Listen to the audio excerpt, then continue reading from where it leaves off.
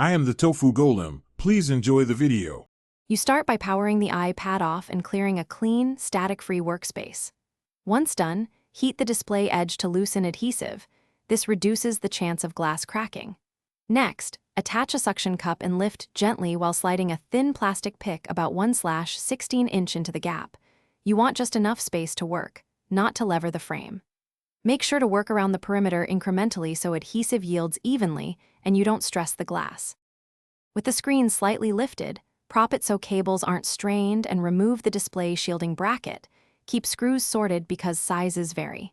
Then use a non-metallic spudger to disconnect the battery to prevent shorts. This is essential before touching display connectors. After battery isolation, carefully unplug the digitizer and LCD connectors. You'll feel small friction clicks when they release.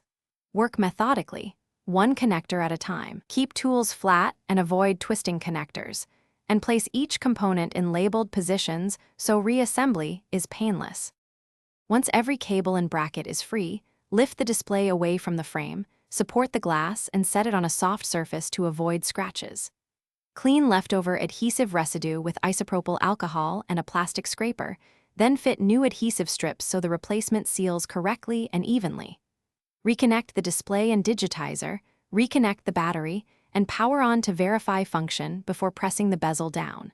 If the screen remains unresponsive, check connector seating, remove and reseat contacts, and ensure no debris is obstructing the pins.